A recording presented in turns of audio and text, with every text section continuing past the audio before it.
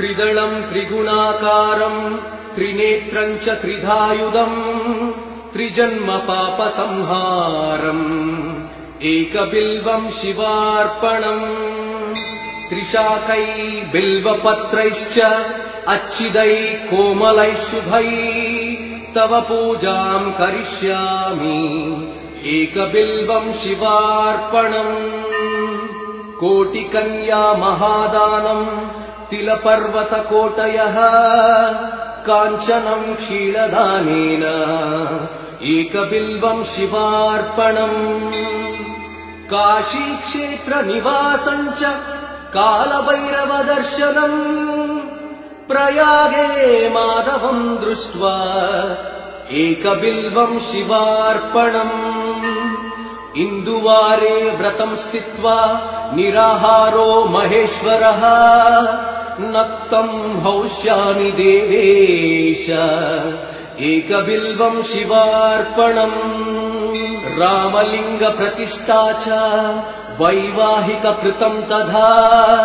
तटाकानि च सन्धानम् एकबिल्वं शिवार्पणम् अखण्डबिल्वपत्रं च आयुधं शिवपूजनम् कृतं नाम सहस्रेण एकबिल्वं शिवार्पणम् उमया सह देवेश नन्दिवाहनमेव च भस्मलेपन सर्वाङ्गम् एकबिल्वं शिवार्पणम् सालग्रामेण विप्राणां तटाकं दशकूपयो यज्ञकोटिसहस्रश्च एकबिल्वं शिवार्पणम् दन्तिकोटिसहस्रेषु अश्वमेधशतक्रतौ कोटिकन्या महादानम् एकबिल्वं शिवार्पणम्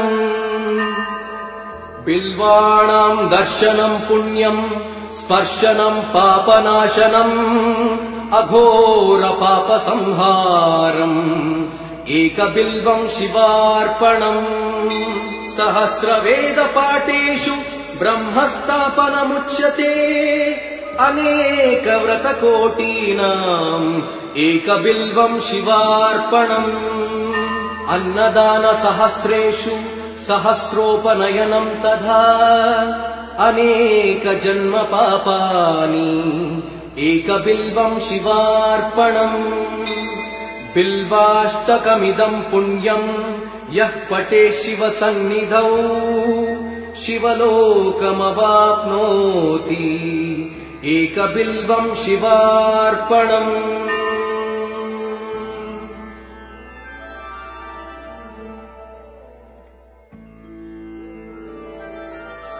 त्रिदलं त्रिगुणाकारं त्रिनेत्रं च त्रिधायुधं त्रिजन्म पापसंहारम् एकबिल्वं शिवार्पणम् त्रिशाकै बिल्वपत्रैश्च अच्छिदै कोमलै शुभै तव पूजां करिष्यामि एकबिल्वं शिवार्पणम् कोटिकन्या महादानं तिलपर्वतकोटयः काञ्चनं क्षीरदानेन एकबिल्वं शिवार्पणम् काशीक्षेत्रनिवासं च कालभैरवदर्शनम् प्रयागे माधवं दृष्ट्वा एकबिल्वं शिवार्पणम् इन्दुवारे व्रतं स्थित्वा निराहारो महेश्वरः नक्तं हौष्यामि देवेश एकबिल्वं शिवार्पणम् रामलिङ्गप्रतिष्ठा च वैवाहिककृतं तथा तटाकानि च सन्धानम् एकबिल्वं शिवार्पणम् अखण्डबिल्वपत्रं च आयुधं शिवपूजनम् कृतं नाम सहस्रेण एकबिल्वं शिवार्पणम् उमया सह देवेश नन्दिवाहनमेव च भस्मलेपन सर्वाङ्गम् एकबिल्वं शिवार्पणम् सालग्रामेण विप्राणाम् तटाकम् दशकूपयो यज्ञकोटिसहस्रश्च एकबिल्वम् शिवार्पणम् दन्तिकोटिसहस्रेषु अश्वमेधशतक्रतौ कोटिकन्या महादानम् एकबिल्वम् शिवार्पणम् बिल्वाणाम् दर्शनम् पुण्यम् स्पर्शनम् पापनाशनम् अघोर पापसंहारम् एकबिल्वम् शिवार्पणम् सहस्रवेदपाठेषु ब्रह्मस्थापनमुच्यते अनेकव्रतकोटीनाम् एकबिल्वम् शिवार्पणम् अन्नदानसहस्रेषु सहस्रोपनयनम् तथा अनेकजन्म पापानि एकबिल्वम् शिवार्पणम् बिल्वाष्टकमिदम् पुण्यम्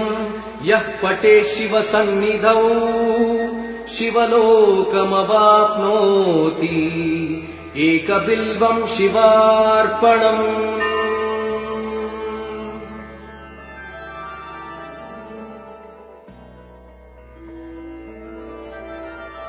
त्रिदलम् त्रिगुणाकारम् त्रिनेत्रम् च त्रिधायुधम्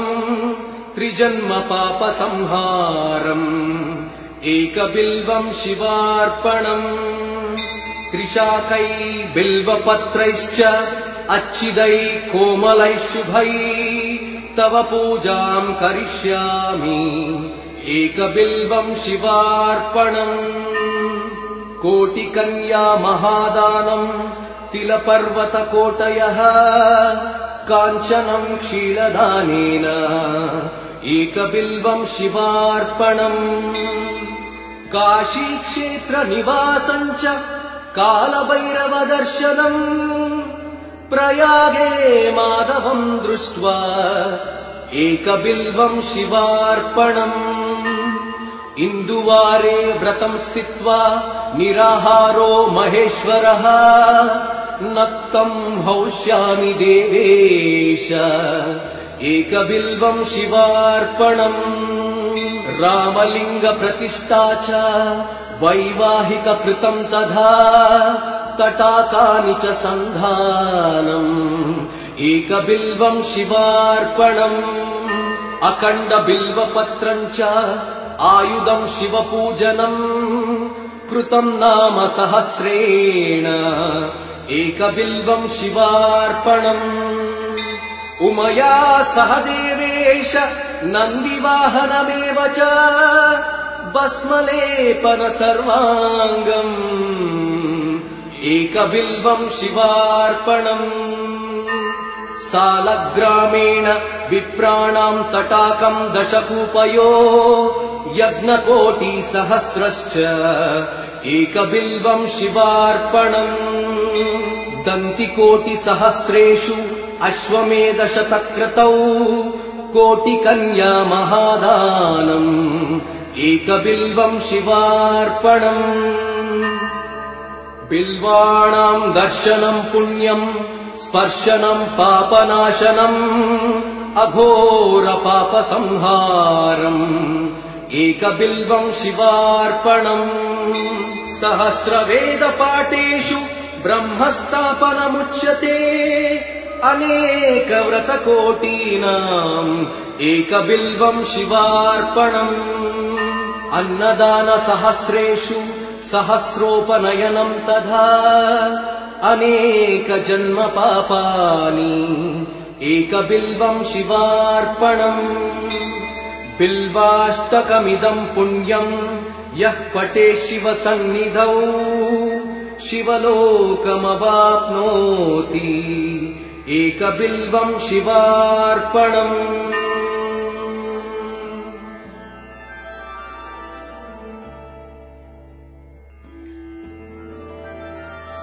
त्रिदलम् त्रिगुणाकारम् त्रिनेत्रम् च त्रिधायुधम् त्रिजन्म पापसंहारम् एकबिल्वम् शिवार्पणम् त्रिशाकै बिल्वपत्रैश्च अच्छिदै कोमलै शुभै तव पूजां करिष्यामि एकबिल्वं शिवार्पणम् कोटिकन्या महादानं तिलपर्वतकोटयः काञ्चनं क्षीरदानेन एकबिल्वं शिवार्पणम् काशीक्षेत्रनिवासं च कालभैरवदर्शनम् प्रयागे माधवं दृष्ट्वा एकबिल्वं शिवार्पणम् इन्दुवारे व्रतं स्थित्वा निराहारो महेश्वरः नक्तं हौष्यामि देवेश एकबिल्वं शिवार्पणम् रामलिङ्गप्रतिष्ठा च वैवाहिककृतं तथा तटाकानि च सन्धानम् एकबिल्वं शिवार्पणम् अखण्डबिल्वपत्रं च आयुधं शिवपूजनम् कृतं नाम सहस्रेण एकबिल्वं शिवार्पणम् उमया सह देवेश नन्दिवाहनमेव च भस्मलेपन सर्वाङ्गम् एकबिल्वं शिवार्पणम् सालग्रामेण विप्राणां तटाकं दशकूपयो यज्ञकोटिसहस्रश्च एकबिल्वं शिवार्पणम् दन्तिकोटिसहस्रेषु अश्वमेधशतक्रतौ कोटिकन्या महादानम् एकबिल्वं शिवार्पणम् बिल्वाणां दर्शनं पुण्यं स्पर्शनं पापनाशनम् अघोरपापसंहारम् एकबिल्वं शिवार्पणम् सहस्रवेदपाठेषु ब्रह्मस्थापनमुच्यते अनेकव्रतकोटीनाम् एकबिल्वं शिवार्पणम् अन्नदानसहस्रेषु सहस्रोपनयनं तथा अनेकजन्मपापानि एकबिल्वं शिवार्पणम् बिल्वाष्टकमिदं पुण्यं यः पठेत् शिवसन्निधौ शिवलोकमवाप्नोति एकबिल्वं शिवार्पणम्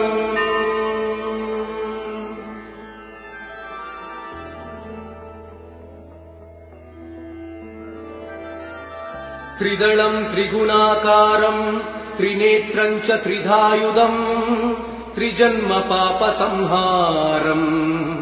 एकबिल्वं शिवार्पणम् त्रिशाकै बिल्वपत्रैश्च अच्छिदैः कोमलैः शुभैः तव पूजां करिष्यामि एकबिल्वं शिवार्पणम् कोटिकन्या महादानं तिलपर्वतकोटयः काञ्चनं क्षीरदानेन एकबिल्वं शिवार्पणम् काशीक्षेत्रनिवासं च कालभैरवदर्शनम्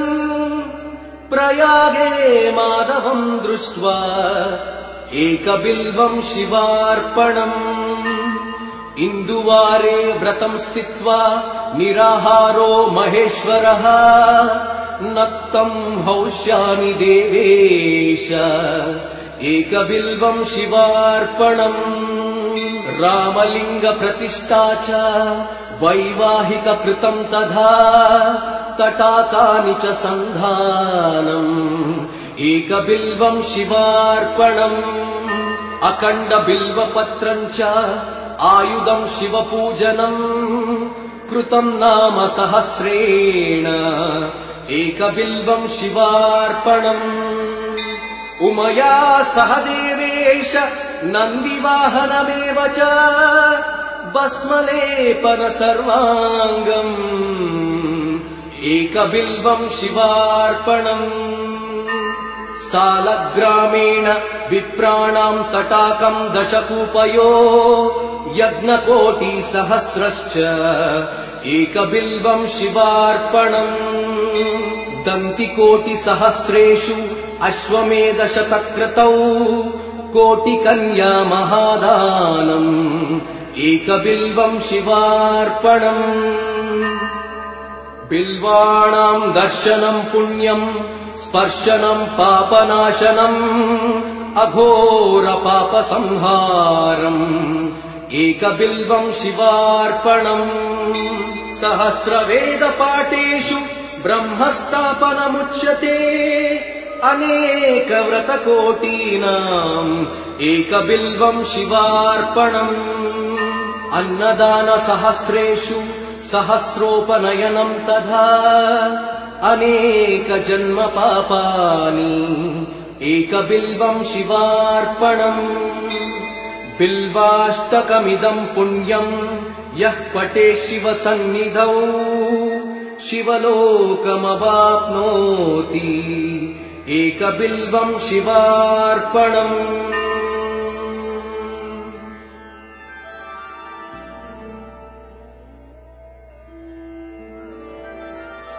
त्रिदलम् त्रिगुणाकारम्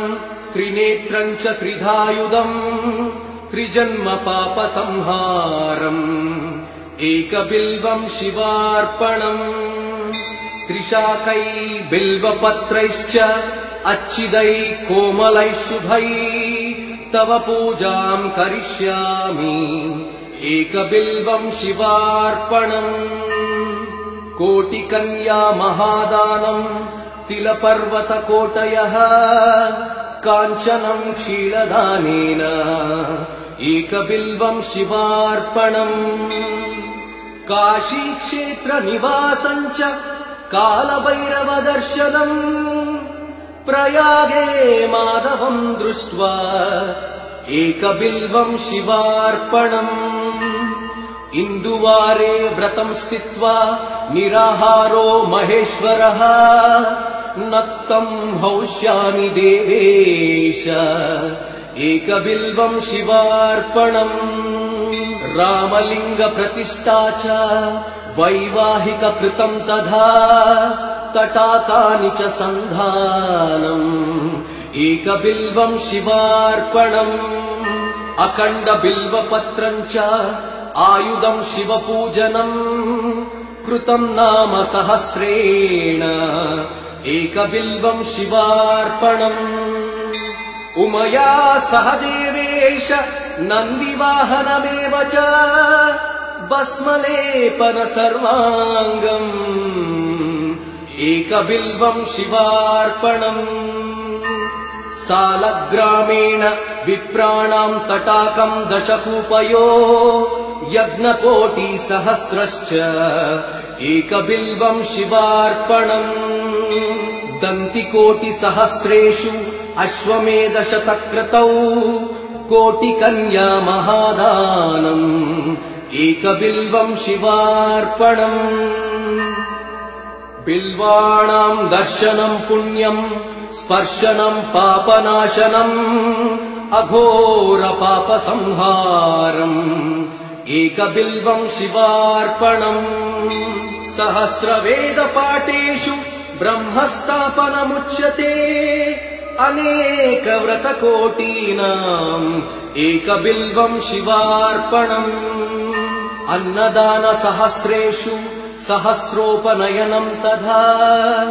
अनेकजन्म पापानि एकबिल्वम् शिवार्पणम् बिल्वाष्टकमिदम् पुण्यम् यः पठे शिवसन्निधौ शिवलोकमवाप्नोति एकबिल्वम् शिवार्पणम्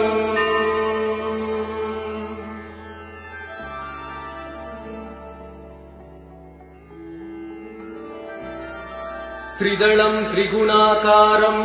त्रिनेत्रम् च त्रिधायुधम् त्रिजन्म पापसंहारम् एकबिल्वम् शिवार्पणम् त्रिशाकै बिल्वपत्रैश्च अच्छिदै कोमलै शुभै तव पूजाम् करिष्यामि एकबिल्वम् शिवार्पणम् कोटिकन्या महादानम् तिलपर्वतकोटयः काञ्चनम् क्षीरदानेन एकबिल्वं शिवार्पणम् काशीक्षेत्रनिवासं च कालभैरवदर्शनम् प्रयागे माधवं दृष्ट्वा एकबिल्वं शिवार्पणम् इन्दुवारे व्रतं स्थित्वा निराहारो महेश्वरः नक्तं हौष्यामि देवेश एकबिल्वं शिवार्पणम् रामलिङ्गप्रतिष्ठा च वैवाहिककृतं तथा तटाकानि च सन्धानम् एकबिल्वं शिवार्पणम् अखण्डबिल्वपत्रं च आयुधं शिवपूजनम्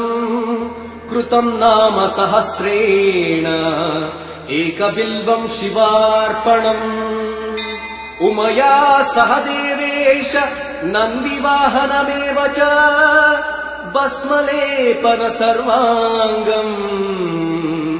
एकबिल्वं शिवार्पणम् सालग्रामेण विप्राणां तटाकं दशकूपयो यज्ञकोटिसहस्रश्च एकबिल्वं शिवार्पणम् दन्तिकोटिसहस्रेषु अश्वमेधशतक्रतौ कोटिकन्या महादानम् एकबिल्वं शिवार्पणम्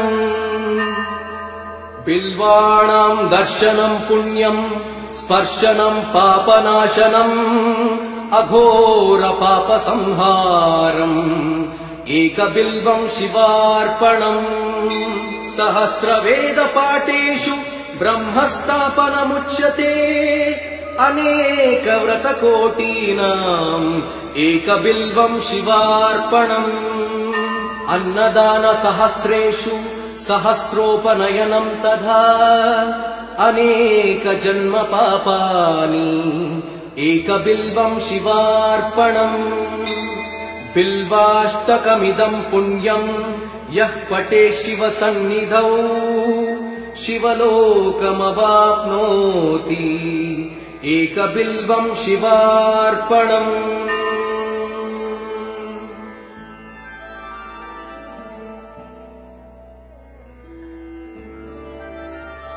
त्रिदलं त्रिगुणाकारं त्रिनेत्रं च त्रिधायुधम् त्रिजन्मपापसंहारम् एकबिल्वं शिवार्पणम् त्रिशाकै बिल्वपत्रैश्च अच्छिदै कोमलै शुभै तव पूजां करिष्यामि एकबिल्वं शिवार्पणम् कोटिकन्या महादानम् तिलपर्वतकोटयः काञ्चनं क्षीरदानेन एकबिल्वं शिवार्पणम् काशीक्षेत्रनिवासं च कालभैरवदर्शनम् प्रयागे माधवं दृष्ट्वा एकबिल्वं शिवार्पणम् इन्दुवारे व्रतं स्थित्वा निराहारो महेश्वरः नक्तं हौष्यामि देवेश एकबिल्वं शिवार्पणम् रामलिङ्गप्रतिष्ठा च वैवाहिककृतं तथा तटाकानि च सन्धानम् एकबिल्वं शिवार्पणम् अखण्डबिल्वपत्रं च आयुधं शिवपूजनम्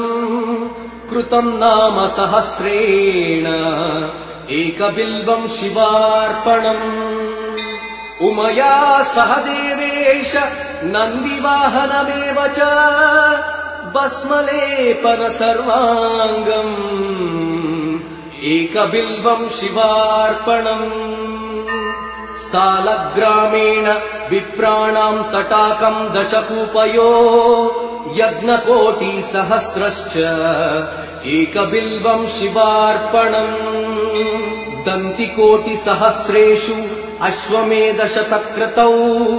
कोटिकन्या महादानम् एकबिल्वं शिवार्पणम् बिल्वाणां दर्शनं पुण्यं स्पर्शनं पापनाशनम् अघोर पापसंहारम् एकबिल्वम् शिवार्पणम् सहस्रवेदपाठेषु ब्रह्मस्थापनमुच्यते अनेकव्रतकोटीनाम् एकबिल्वम् शिवार्पणम् अन्नदानसहस्रेषु सहस्रोपनयनम् तथा अनेकजन्मपापानि एकबिल्वम् शिवार्पणम् बिल्वाष्टकमिदम् पुण्यम् यः पठे शिवसन्निधौ शिवलोकमवाप्नोति एकबिल्वम् शिवार्पणम्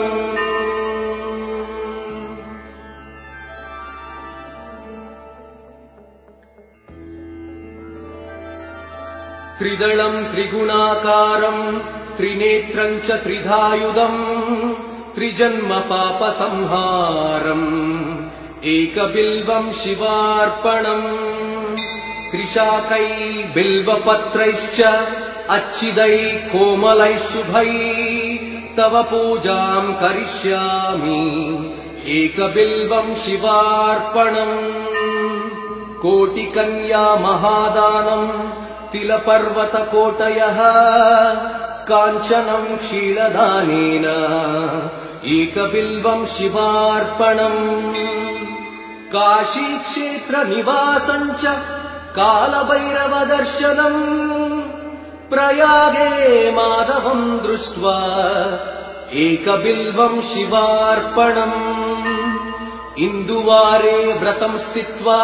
निराहारो महेश्वरः नक्तम् हौष्यामि देवेश एकबिल्वम् शिवार्पणम् रामलिङ्गप्रतिष्ठा च वैवाहिककृतम् तथा तटाकानि च सन्धानम् एकबिल्वम् शिवार्पणम् अखण्डबिल्वपत्रम् च आयुधम् शिवपूजनम् कृतम् नाम सहस्रेण एकबिल्वम् शिवार्पणम् उमया सह देवेश नन्दिवाहनमेव च भस्मलेपन सर्वाङ्गम् एकबिल्वम् शिवार्पणम् सालग्रामेण विप्राणाम् तटाकम् दशकूपयो यज्ञकोटिसहस्रश्च एकबिल्वम् शिवार्पणम् दन्तिकोटिसहस्रेषु अश्वमेधशतक्रतौ कोटिकन्या महादानम् एकबिल्वम् शिवार्पणम् बिल्वाणाम् दर्शनम् पुण्यम् स्पर्शनम् पापनाशनम् अघोरपापसंहारम् एकबिल्वम् शिवार्पणम् सहस्रवेदपाठेषु ब्रह्मस्थापनमुच्यते अनेकव्रतकोटीनाम् एकबिल्वम् शिवार्पणम् अन्नदानसहस्रेषु सहस्रोपनयनम् तथा अनेकजन्मपापानि एकबिल्वम् शिवार्पणम् बिल्वाष्टकमिदम् पुण्यम् यः पठे शिवसन्निधौ शिवलोकमवाप्नोति एकबिल्वम् शिवार्पणम्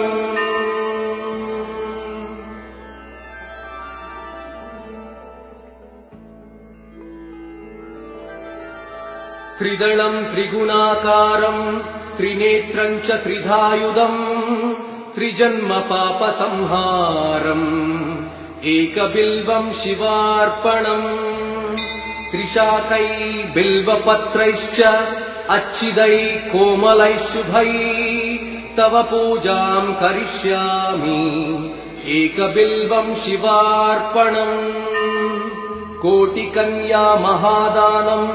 तिलपर्वतकोटयः काञ्चनम् क्षीरदानेन एकबिल्वम् शिवार्पणम् काशीक्षेत्रनिवासम् च कालभैरवदर्शनम् प्रयागे माधवम् दृष्ट्वा एकबिल्वम् शिवार्पणम् इन्दुवारे व्रतं स्थित्वा निराहारो महेश्वरः नक्तं हौष्यामि देवेश एकबिल्वं शिवार्पणम् रामलिङ्गप्रतिष्ठा च वैवाहिककृतं तथा तटाकानि च सन्धानम् एकबिल्वं शिवार्पणम् अखण्डबिल्वपत्रं च आयुधं शिवपूजनम् कृतं नाम सहस्रेण एकबिल्वं शिवार्पणम्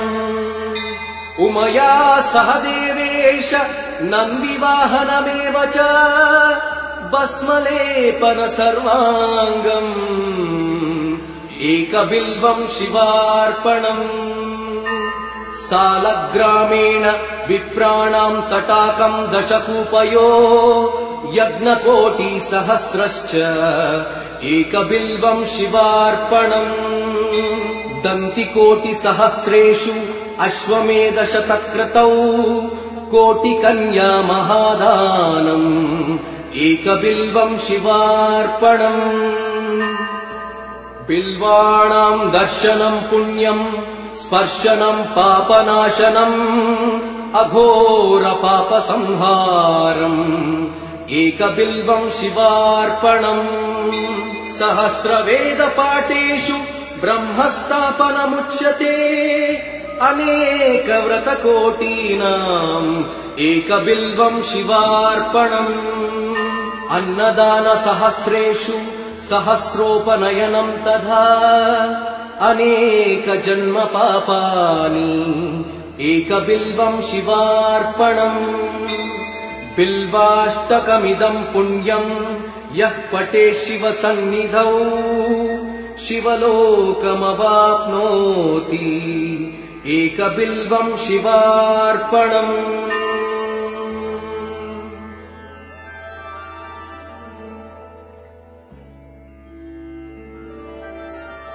त्रिदलं त्रिगुणाकारं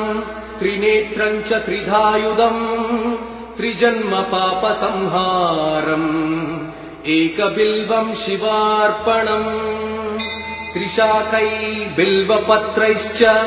अच्छिदैः कोमलैः शुभैः तव पूजां करिष्यामि एकबिल्वं शिवार्पणम् कोटिकन्या महादानम् तिलपर्वतकोटयः काञ्चनं क्षीरदानेन एकबिल्वं शिवार्पणम् काशीक्षेत्रनिवासं च कालभैरवदर्शनम् प्रयागे माधवं दृष्ट्वा एकबिल्वं शिवार्पणम् इन्दुवारे व्रतं स्थित्वा निराहारो महेश्वरः नक्तं हौष्यामि देवेश एकबिल्वं शिवार्पणम् रामलिङ्गप्रतिष्ठा च वैवाहिककृतं तथा तटाकानि च सन्धानम् एकबिल्वं शिवार्पणम् अखण्डबिल्वपत्रं च आयुधं शिवपूजनम् कृतं नाम सहस्रेण एकबिल्वं शिवार्पणम् उमया सह देवेश नन्दिवाहनमेव च भस्मलेपन सर्वाङ्गम् एकबिल्वं शिवार्पणम् सालग्रामेण विप्राणां तटाकं दशकूपयो यज्ञकोटिसहस्रश्च एकबिल्वं शिवार्पणम् दन्तिकोटिसहस्रेषु अश्वमेधशतक्रतौ कोटिकन्या महादानम् एकबिल्वं शिवार्पणम् बिल्वाणां दर्शनं पुण्यं स्पर्शनं पापनाशनम् अघोरपापसंहारम् एकबिल्वं शिवार्पणम् सहस्रवेदपाठेषु ब्रह्मस्थापनमुच्यते अनेकव्रतकोटीनाम् एकबिल्वं शिवार्पणम् अन्नदान सहस्रेषु सहस्रोपनयनम् तथा अनेक जन्म पापानि एकबिल्वम् शिवार्पणम् बिल्वाष्टकमिदम् पुण्यम् यः पठे शिवसन्निधौ शिवलोकमवाप्नोति एकबिल्वम् शिवार्पणम्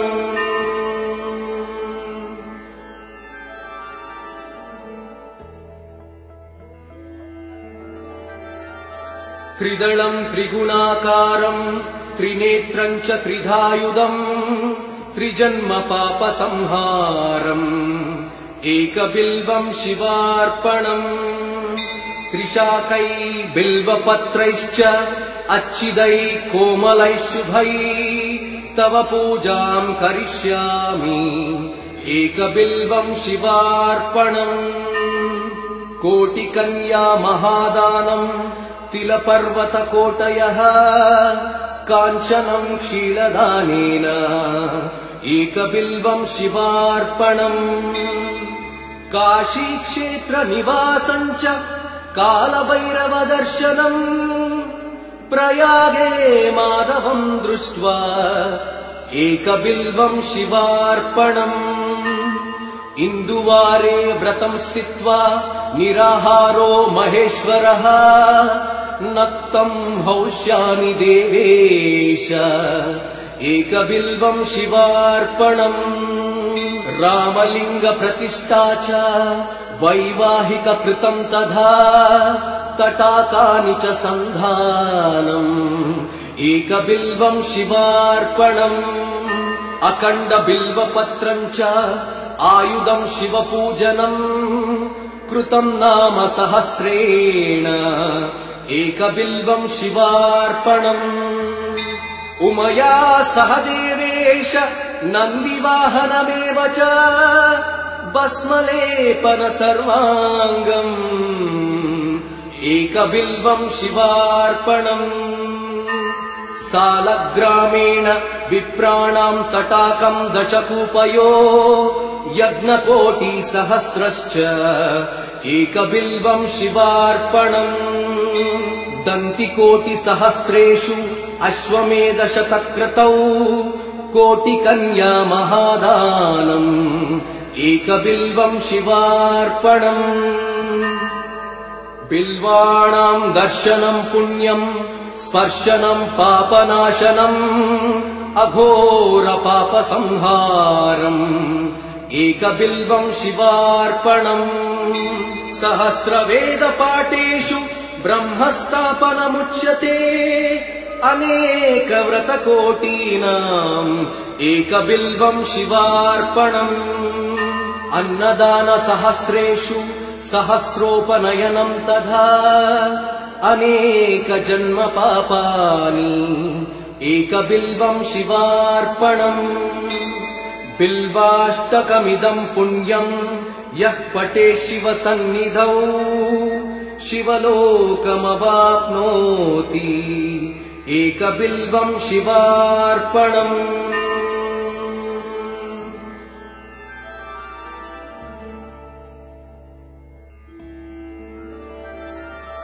त्रिदलम् त्रिगुणाकारम् त्रिनेत्रम् च त्रिधायुधम् त्रिजन्म पापसंहारम् एकबिल्वम् शिवार्पणम् त्रिशाकै बिल्वपत्रैश्च अच्छिदै कोमलैः शुभै तव पूजाम् करिष्यामि एकबिल्वम् शिवार्पणम् कोटिकन्या महादानम् तिलपर्वतकोटयः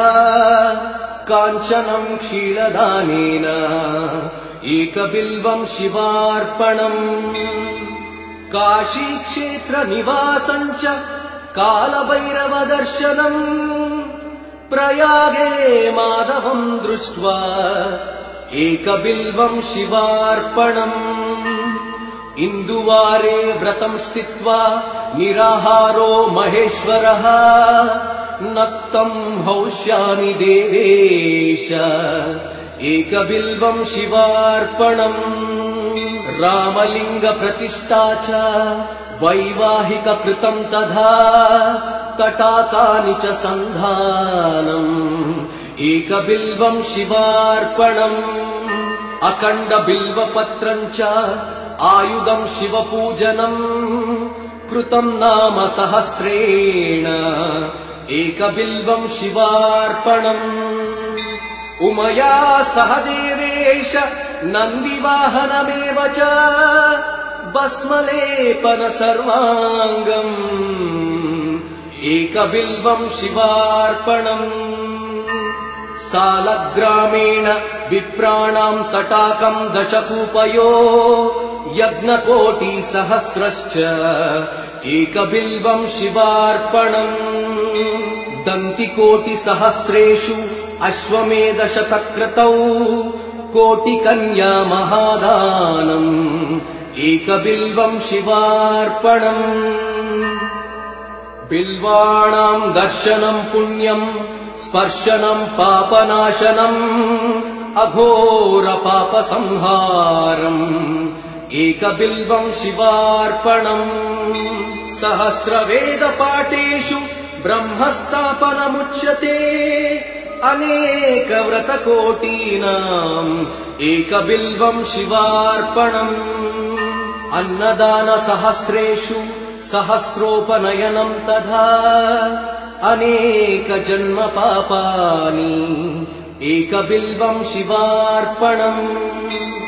बिल्वाष्टकमिदं पुण्यं यः पठे शिवसन्निधौ शिवलोकमवाप्नोति एकबिल्वं शिवार्पणम्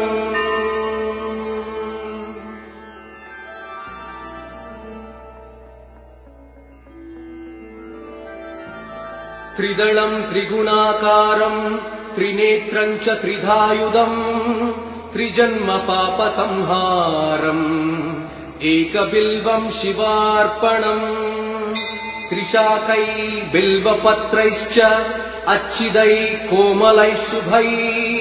तव पूजां करिष्यामि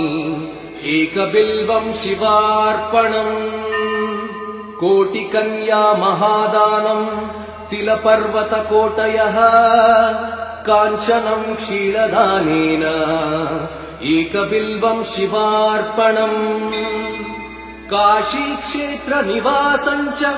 कालभैरवदर्शनम् प्रयागे माधवं दृष्ट्वा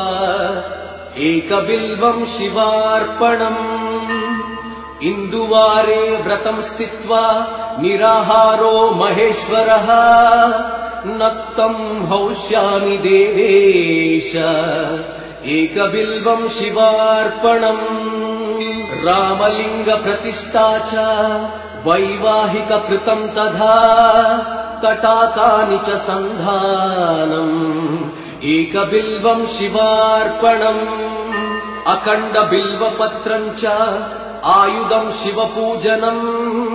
कृतं नाम सहस्रेण एकबिल्वं शिवार्पणम् उमया सह देवेश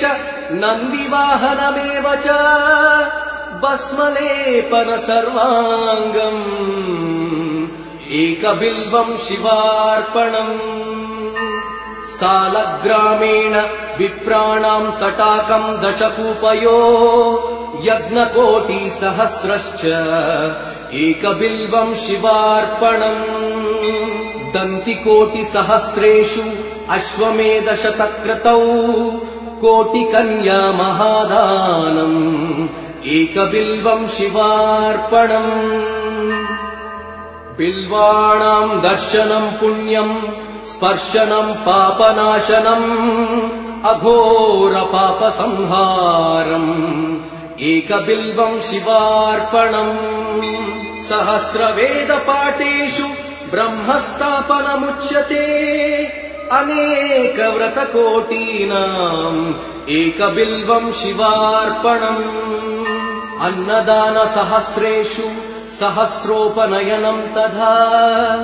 अनेकजन्मपापानि एकबिल्वं शिवार्पणम् बिल्वाष्टकमिदं पुण्यं यः पटे शिवसन्निधौ शिवलोकमवाप्नोति एकबिल्वं शिवार्पणम्।